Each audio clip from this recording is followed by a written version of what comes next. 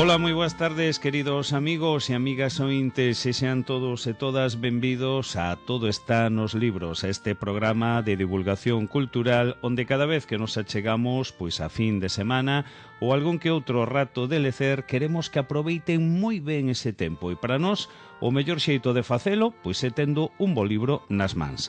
Nesta tarefa de recomendar boa lectura levamos nela xa dende hai moitos anos e sempre contamos coa colaboración inestimable do Servizo Público das Bibliotecas de Oleiros. Hoxe ímonos ao Centro de Documentación da Muller Rosalía de Castro, a Biblioteca de Santa Cruz, onde temos xa pois outro lado do fío telefónico a nosa compañeira Ana Pais. Ana, bo día, como andamos? Hola, bo día, moi ben, que tal?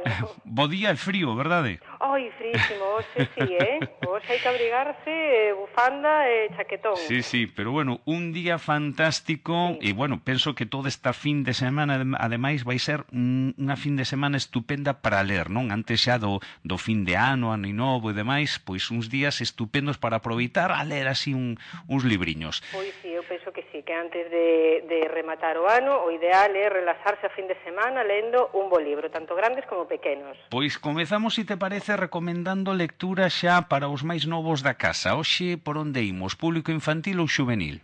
Pois imos ir polo público infantil. Infantil, perfecto. Polos máis pequenos da casa. Ademais, son as datas moi deles, verdade? Claro, son deles, son os que máis os disfrutan, verdade, estas datas? Sí. E ademais, o libro é un grande agasallo tamén, para eles. Pois sí, a verdade fantástico. É que é dos meus agasallos preferidos. Pois veña, adiante. Pois mira, para os máis pequeniños da casa vou recomendar un título que é Malena Ballena, de David de Cali, de editorial Libros del Zorro Rojo. David de Cali naceu en Suiza, pero vive dende sempre en Italia, é ilustrador de libros e novelas gráficas principalmente, pero en 2004 empeza a súa carreira como escritor. Esa leva máis de 20 que hoxe vos traigo, o de Malena Ballena, está ilustrado por Sonja Bougaeva, de San Petersburgo, que aínda que non é moi coñecida aínda no noso país, realiza un traballo que debemos de seguir con atención e entusiasmo polo fantástico que é. Recrea a perfección a nosa protagonista, a Malena, unha nena que ten uns kilos de máis e está bastante acomplexada. Dáselle moi ben a natación, pero cada vez que se lanza a piscina, imaginádevos, non? As súas compañeiras burlanse dela berrándolle: Malena é unha balea. Esta situación provoca que a nena se sinta insegura e acaba odiando a auga. Un día, o profesor de natación, observando o problema de Malena, fala con ela despois da clase. Dalle un sabio consello. Malena, dille, cada un de nós somos o que pensamos que somos e non o que din os demais que somos. Ponlle un claro exemplo. Vamos a ver, ti crees que un paxaro ou un peixe creen que son pesados? A partir desa conversa, a vida de Malena cambia ao pensar, pois que pode ser liseira como unha sardiña ou como un tiburón, ou que pode entrar na auga como un foguete e non salpicar.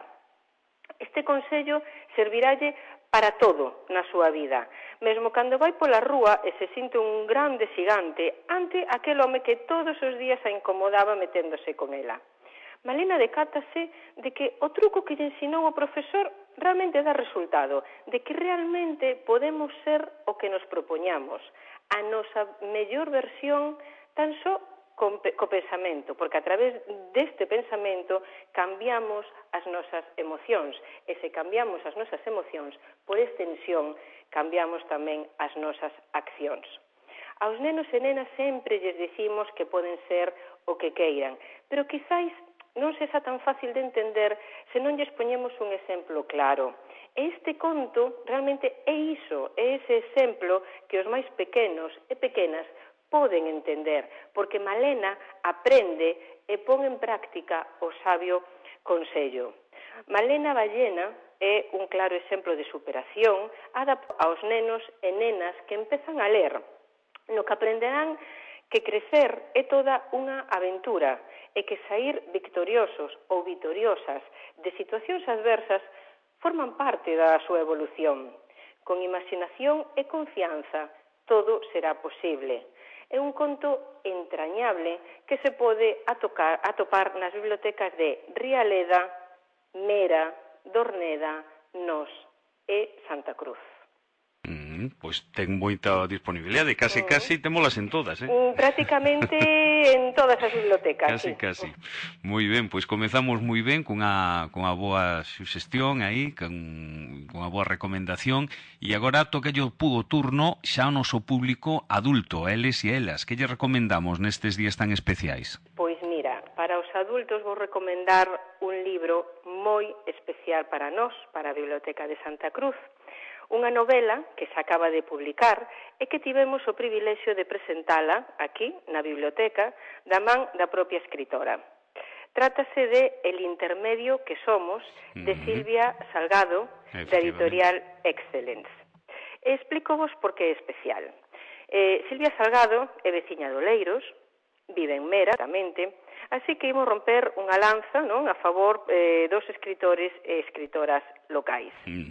Usuaria das bibliotecas do Concello, dende que se trasladou a vivir aquí, e tertuliana habitual dun dos clubs de lectura de Santa Cruz. Únenos a ela unha relación moi entrañable, pero claro, todo isto é moi bonito, pero me preguntaredes, bueno, pero o libro que tal? Porque realmente é o que nos interesa hoxe aquí, non? Claro. Vale a pena o libro? Pois mira, teño que dicir que con cada traballo Silvia se supera. Esta é a súa terceira novela e, sinceramente, eu disfrutei moitísimo coa súa lectura. Nótase que detrás de cada verba, de cada frase, hai un traballo moi exhaustivo e meditado. Narra a vida dunha familia, a de Amanda e Laura, nai e filla, que nos irán conducindo a dúas voces por ese mundo, pois de claros e sombras que toda familia posúe. O pai, Mario, é farmacéutico e un home encantador. Laura, a nai, axuda tamén na farmacia, xa que a parella se coñecera na facultade, onde estudaban os dous a mesma carreira, pero Laura, pois non é moi rentable para o negocio familiar, porque sempre receta remedios caseiros en vez de medicamentos. Mal asunto. Sí, mal asunto. No, un negocio así non medra. Non prospera, verdad? Non prospera.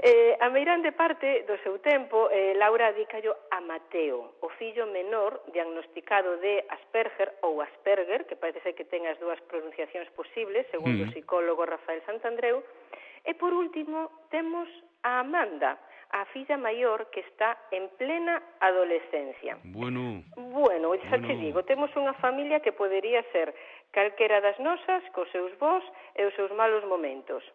Pero acontece algo, que non vos vou dicir claro, un trauma que desestabiliza todo e que obriga a familia a recompoñerse. Para facelo, deciden marchar a Brétema, un pobo que, segundo a propia autora, é inventado, non? Ao igual que o Macondo de García Márquez, e que podería ser pois aquel refuxio ao que ir cando precisas volver a reencontrarte contigo mesmo. En Brétema alónsanse nun hoteliño con moito encanto, resentado por Cristi, unha agradable venezolana que recalou no pobo grazas a unha herdanza familiar. Aquí coñecerán xente nova, descubrirán paisaxes, lugares, o mar, o sol e o amor. Personaxes que contribuirán a desenvolver esta trama que por veces dá un salto temporal para trasladarnos ao pasado. E gracias a iso poderemos entender moitas cousas, como o porqué Laura, a nai, rompeu toda a relación co seu propio pasado, coa súa propia nai, que vive en Portugal, ou segredos de amores rotos en Brétema, que forman parte dun pasado da emigración a terras venezolanas, relacións familiares, traumas, síndromes, amores rotos, novos amores e valentía. A valentía de dúas mulleres de idades moi diferentes que encaran a vida de frente, sen mirar atrás, que nos transmiten unha mensaxe de esperanza. Por iso, nestas datas, nas que estamos a piques de empezar un ano novo, penso que pode resultar moi reconfortante ler un libro no que, a pesar de que hai momentos duros, non, como na vida real, tamén hai portas que se abren cara a Brétema e que nos permiten encher os nosos pulmóns de correntes de aire fresco, de vida. Así que eu penso que é un libro moi aconsellable para ler mentre rematamos un ano e nos preparamos para recibir o seguinte, e que poderemos atopar na Biblioteca de Santa Cruz. Polo de agora son na de Santa Cruz? Sí, polo de agora sí, imos a recibilo en todas, pero xa che digo que se acaba de publicar, acabamos de presentalo, témolo aquí na biblioteca e dentro de moi poquinho recibiremos nas demais. En todas as demais, perfecto. Sí. Pois nada, bueno, estamos a falar, claro, de unha primicia absoluta, claro. Exacto, totalmente. Claro. Bueno, Ana, pois non sei se tes algunha información máis para darnos ou despedimos xa. Pois mira, quería dicirvos que rematamos a tempada 2019 de actividades infantís, o que queda deste mes de decembro, de xaneiro, aproveitamos para organizar todas as nosas sesións para o ano 2020, xa estamos traballando, e quero vos recordar os horarios das bibliotecas durante o Nadal. Durante a semana que ven permanecerán pechadas as bibliotecas de Oleiros e Lorbé. O día 30, o luns 30, pechará a Santa Cruz e Mera. Os días 31 e 1, por suposto, e o sábado día 4 permanecerán pechadas todas as bibliotecas do Concello, pero xa sabedes que podedes consultar os horarios de cada unha na web do Concello ou no blog das bibliotecas. Esa non me queda nada máis que desexarvos a todos e a todas unha moi boa entrada no ano 2020, por suposto.